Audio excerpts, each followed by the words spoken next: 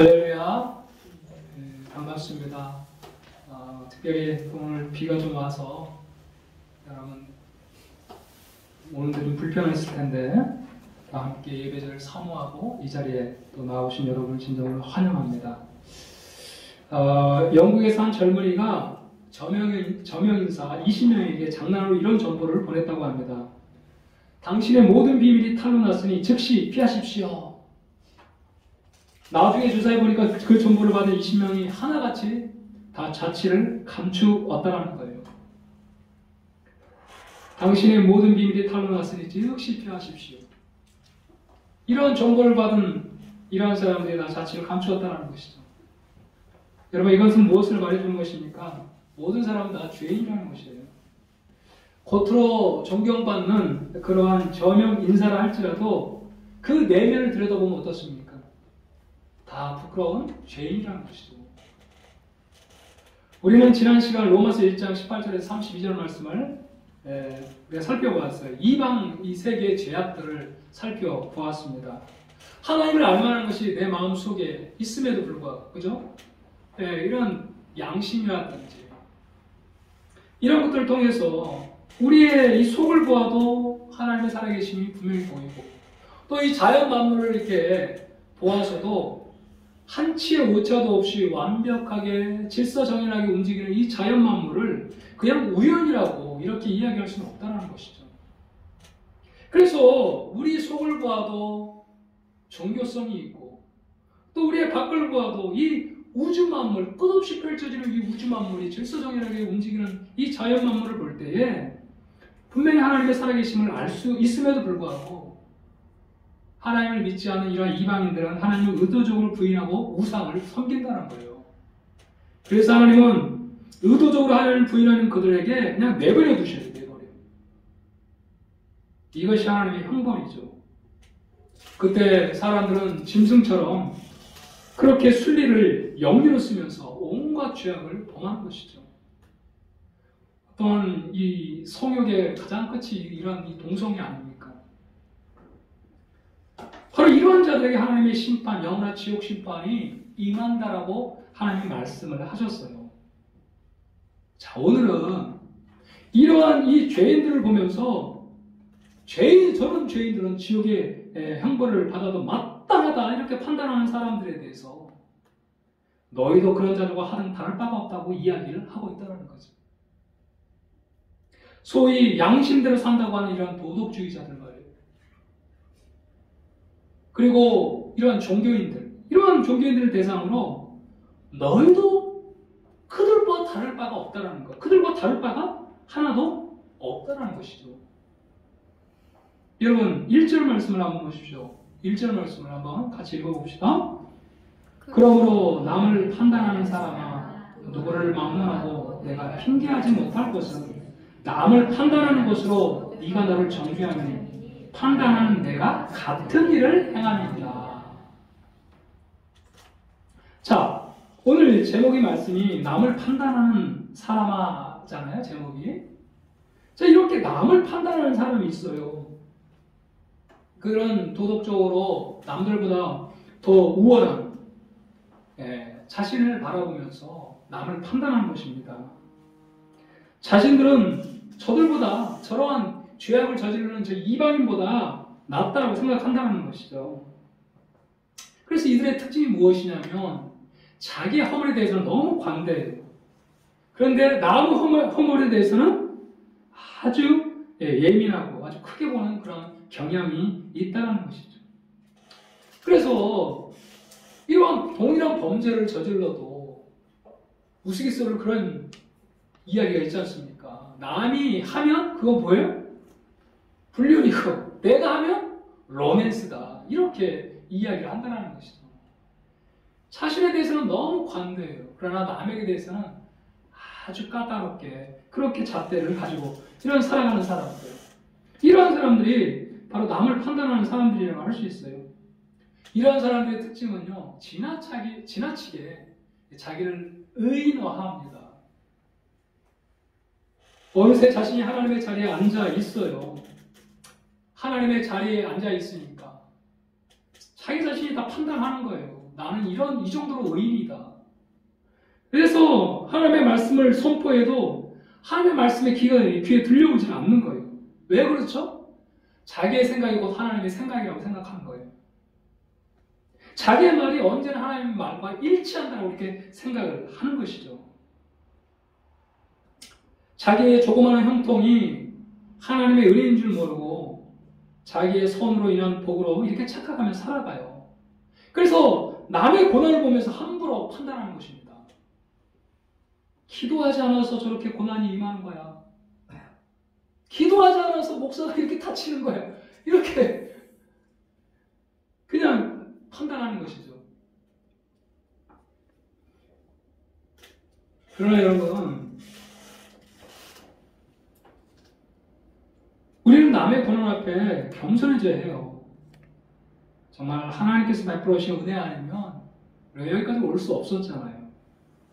그래서 다 하나님의 은혜인 줄 알고 감사하면서 타인의 그러한 연약함에 있어서도 그렇게 하나님의 긍휼의 눈으로 바라봐야 되는데 자꾸 남을 판단한다는 것이죠.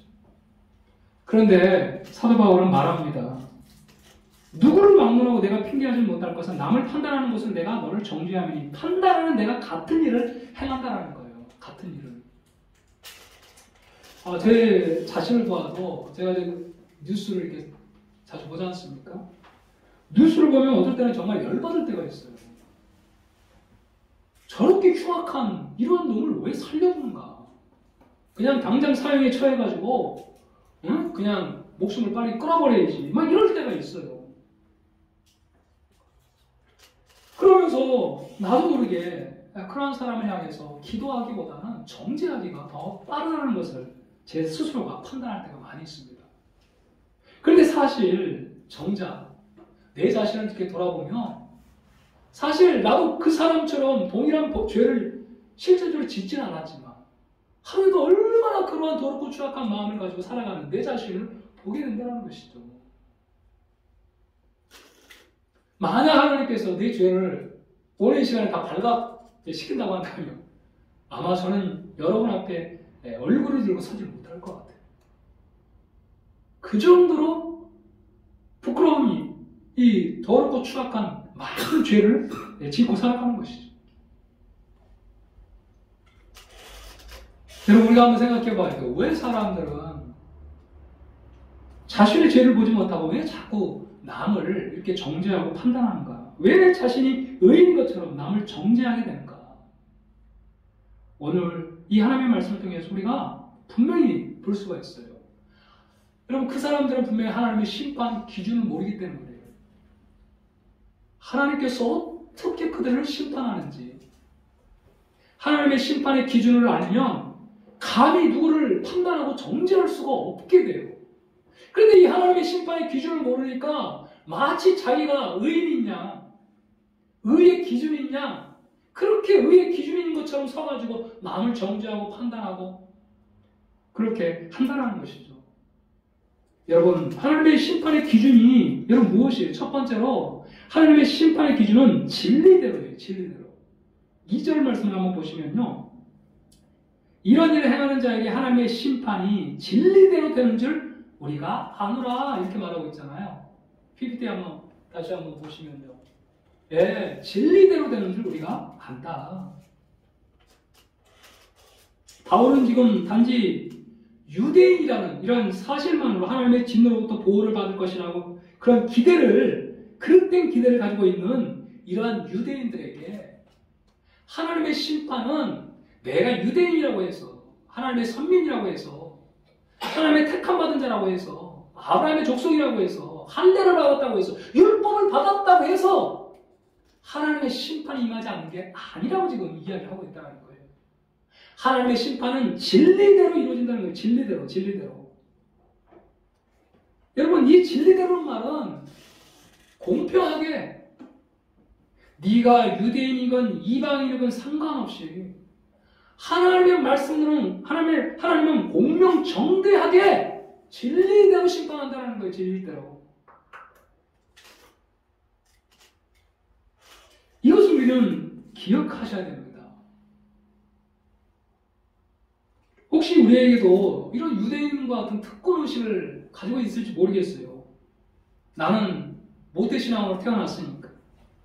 나는 목사고 권사고 집사고 나는 직분을 받아서 교회에서 충성하니까. 나는 주일마다 예배를 드리고 열심히 헌금도 하니까. 그러니까 하나님께서 나를 잘 도와주시고 나를 심판하지 않을 거야. 여러분, 이건 큰 오산이에요. 하나님의 심판은 편협하게 임하지 않아요. 공평한 진리대로 이루어집니다. 이것을 우리는 기억해야 한다는 것이죠. 물론 하나님의 그 심판에 이 차이가 있죠. 하나님의 백성은 오히려 그 심판조차도 하나님의 복이에요. 돌아오기 위한 하나님의 복. 그래서 엄밀하게 말하면 심판이라고 할 수 있겠지만, 할 수는 없겠지만, 그건 징계죠, 징계. 믿는 자들에게 분명 하나님의 징계가 있다는 거예요. 하나님의 진리대로 하나님의 심판이 임한 것입니다. 자, 우리 6절 말씀을 한번 같이 보시면, 우리 한번 읽어볼까요? 같이요? 시작. 하나님께서 각 사람에게 그 행한 대로 보응하시겠습니다. 하나님의 심판의 기준 두 번째가 뭐냐면 하나님께서는 각 사람의 행한 대로 보응하시는 거예요. 행한 대로. 마지막 날 하나님께서 우리 모두를 심판하실 때 우리의 살아온 삶의 내용을 근거로 심판하신다는 거예요. 유대인이나 이방인이나 차별이 없어요. 이는. 그가 유대인이건 이방인이건 하나님은 그 행한 대로 보응하세요.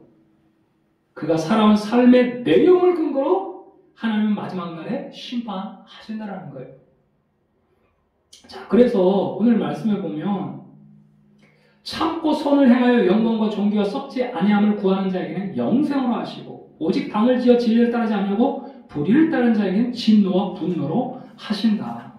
악을 행하는 각 사람에게는 환난과 공고가 있으니 먼저는 유대인에게요 그리고 헬라인에게며 선을 행하는 각 사람에게는 영광과 존귀와 평강이 있으리니 먼저는 유대인에게요 그리고 헬라인에게라.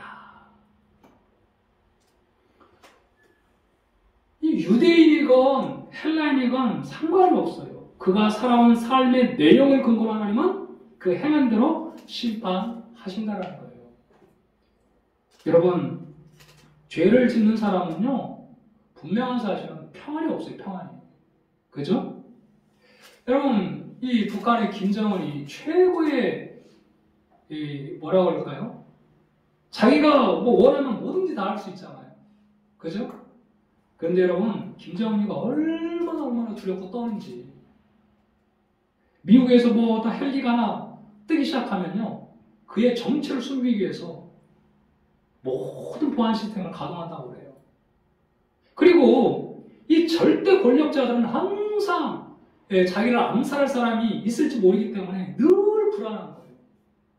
그가 최대의 권력을 가지기 위해서 수많은 사람을 죽이고 희생시키고 그 권좌에까지 올라갔지만 그러나 그 권좌에서 그 평안이 있을 날이 없는 거예요. 여러분, 이건 심판이라는 거예요. 심판. 악을 행하는 각 사람에게는 이 영에는 환난과 공고가 있다는 거예요. 그러나 선을 행하는 각 사람에게는 영광과 존귀와 평강이 있다라고 말씀을 하고 있다는 거죠. 과거에 제가 또 한 기사를 읽었는데 옛날에 그 공소시효라는 게 있잖아요. 어떤 죄를 지었을 때에 그 시간을 넘어가면 이제 죄를 이렇게 묻지 않는. 근데 어떤 사람이 이 공소시효를 이렇게 잘못 계산을 한 거예요. 그래가지고 이제 나는 이 모든 죄값을 그 기간 동안에 다 이제 지불했다. 그래가지고 공소시효가 지난 줄 알고 경찰서에 딱 갔다는 거예요. 그런데 잘 계산을 해보니까 4일이 나온 거예요. 4일이. 여러분, 그 사람이 어떤 반응을 보였을까요? 아이고, 4일만 더 참고 왔어야 되는데 내가 잘못 계산해가지고 이런 반응을 보였을까요? 아니면 이제요 발 뻗고 자겠네. 이 사람의 반응 보이는 두 번째였다고 그래요. 4일만 또 견뎌서 공소시효 끝난 다음에 찾아왔어야 되는데 내가 날짜를 잘못해서 이걸 한다는 게 아니고 그동안 얼마나 마음 졸이면서 늘 걸릴까봐 들킬까봐 붙잡힐까봐 그 마음 졸이며 살아온 그 수십 년.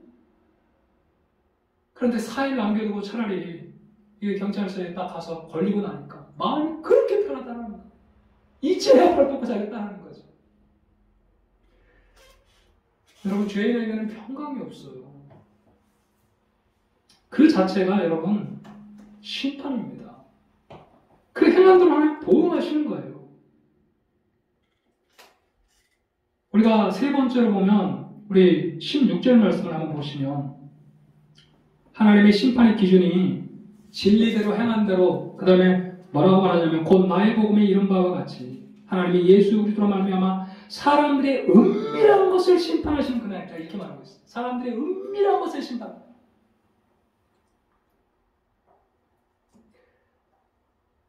마지막 하나님 앞에 우리가 설 때에 이제는 우리의 모든 지금까지 있었던 우리의 모든 삶의 과정들이 파노라마처럼 잘 이렇게 하나님 앞에 비춰지게 될 거예요. 그죠?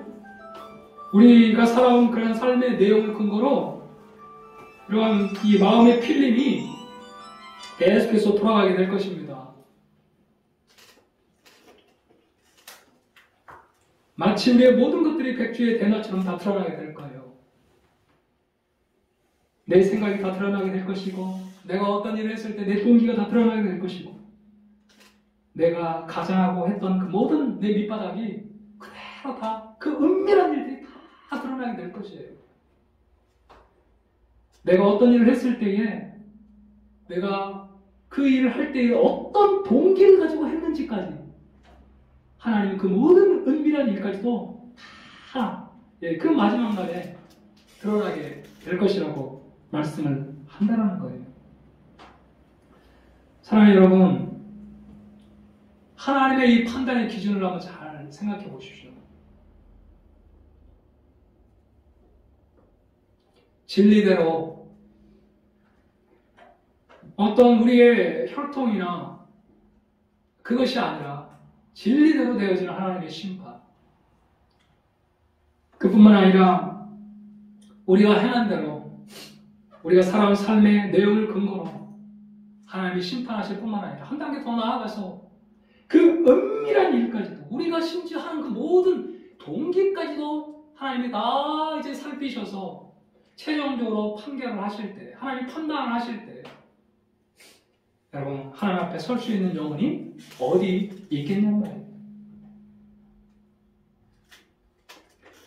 그래서 여러분, 우리가 이러한 하나님의 판단 기준을 생각한다고 한다면, 이러한 하나님의 판단 기준을 우리가 적어도 알고 있다고 한다면, 내가 의리 있네, 내가 남보다 좀 더 잘났네 라고 하면서 누군가를 판단하고 누군가를 심판할 수 있는 그런 존재가 여러분 못 된다는 것을 알게 되는 것이죠. 우리가 교회 생활을 할 때도 내가 남들보다 조금 더 새벽 예배를 열심히 잘 드리고, 또 남들보다 더 열심히 주일을 성수하고, 또 남들보다 좀 더 헌금을 많이 하고, 어떠한 이러한 자기의 행위를 근거로 때로는 내가 남들보다 더 나은 사람이야 라고 하면서 평가하고 여러분 판단할 수 있겠냔 말이에요. 하나님의 심판대 앞에 하나님의 심판의 이 기준을 한번 우리가 생각한다고 한번 해보십시오. 여러분, 그 몇 가지의 선행보다 지금까지 내가 해온 그 죄악이 수만 배, 수천 배, 여러분 더 큰 우리 아닙니까? 그러니 도저히 여러분, 우리는 누군가를 판단하거나 정죄할 수 있는 그런 존재가 아니라는 것을 우리가 깨닫게 된다는 거예요. 오늘 이 본문을 통해서 그렇다면 우리는 어떻게 살아야 하는가를 생각해 봐야 하는 것이죠. 하나님의 심판의 그 기준 앞에 설 때에 어떻게 내가 의인이라고 여러분 하나님 앞에 내세울 수가 있겠습니까? 내가 의인이라고 도저히 내세울 수가 없는 것이죠. 혼자요, 이제. 그래요. 그래서 우리가 오늘 이 말씀을 묵상하면서 우리에게 여러분 그렇다면 우리는 어떻게 살아가야 하는지 우리는 첫째로 남을 쉽게 판단해서는 안 될 줄로 믿습니다. 우리는 남을 쉽게 판단해서는 안 돼요. 이 말을 지나치게 비약해서 우리가 사회를 향한 비판의 기능을 완전히 상실해야 하는 것처럼 이렇게 생각해서는 안 됩니다. 이웃을 돕기 위한 판단이라면 우리는 기꺼이 해야 한다는 거예요. 여러분 아시스의 성자 프란시스라는 사람 한 번쯤은 들어보셨을 거예요. 이 프란시스가 이렇게 말했어요. 그대가 누군가 이웃을 판단할 때 그의 실수, 그의 잘못에 대해서 그가 겪고 있는 그 가슴의 아픔과 똑같은 정도의 아픔과 그의 허물을 인하여 흘리는 연민의 눈물이 없다면 이웃을 판단하지 마십시오. 진짜 그 이웃의 아픔과 그 이웃의 아픔에 동참하면서 그 영혼을 좀 더 나은 영혼으로 그렇게 돕고자 하는 마음이 없이 그냥 기능적인 어떠한 비판과 정죄는 해서는 안 된다는 것입니다. 우리는 너무 쉽게 신앙생활하면서 우리 옆에 있는 형제자매를 또 우리는 너무 쉽게 우리의 자녀들을 향해서 우리의 남편과 아내를 향해서 때론 정죄하고 판단할 때가 너무 있다는 것을 우리는 기억해야 합니다. 그래 여러분 정말 우리가 우리의 자녀들을 돕기 위한 이 동기들 또 우리 성도들을 돕기 위한 동기들 우리 남편을 돕기 위한 동기들 우리 아내를 돕기 위한 이런 동기를 한번 돌아보십시오. 그거 진짜 사랑하는 마음의 동기인지 그 허물을 교정하여서 새로운 삶의 장에 그를 세우고자 하는 그런 기쁜 그런 열망인지 정말 그 아픔과 동일시해서 그 아픔을 나의 아픔으로 그렇게 삼고 함께 가슴이 메워지며 찢어지는 그런 동일한 아픔으로 그에게 그런 말을 건네고 있는지 우리가 다시 한번 우리 자신을 돌아봐야 한다는 것이죠. 그렇습니다. 그래서 우리는 남을 쉽게 판단하지 말 뿐만 아니라 여러분 둘째는 내 자신을 판단해야 돼요. 내 자신. 남을 판단하기를 내려놓고 내 자신을 판단해야 됩니다. 저는 아침마다 큐티를 하면서요. 참 다양한 사람을 만나요. 어떨 때는 베드로를 만나기도 하고요. 어떨 때는 이스라엘의 초대왕인 사울을 만나기도 하고 어떨 때는 다윗을 만나기도 하고 이 사람들을 묵상하면 전부 다 내 얘기를 하는 거야. 내 얘기. 나에게 주는 교훈을 이렇게 찾다 보면요. 이 사람이 이 경험한 동일한 경험을 내가 하고 있어요. 베드로와 같은 욕심이 나에게도 있고요. 예수님을 이용해서 내가 더 높은 자리를 차지하고자 하는 이 교만이 나에게도 있고요. 예수님 십자가 지시면 안 됩니다. 가로막고 있지만 그 예수님을 이용해서 내가 좀 더 높은 자리에 올라가고자 하는 내 야망이 내 안에 들어있는 것을 보게 돼요. 그래서 하나님의 말씀 앞에 서면 정말 주님 앞에 회개할 것밖에 없다는 생각이 들 때가 얼마나 많은지 모릅니다. 사랑하는 성도 여러분, 정말로 내 자신을 하나님의 심판의 기준 앞에 딱 세울 때 우리는 회개할 것밖에 없어요. 회개할 게. 누군가를 바라보면서 왜 저 사람은 기도하지 않느냐?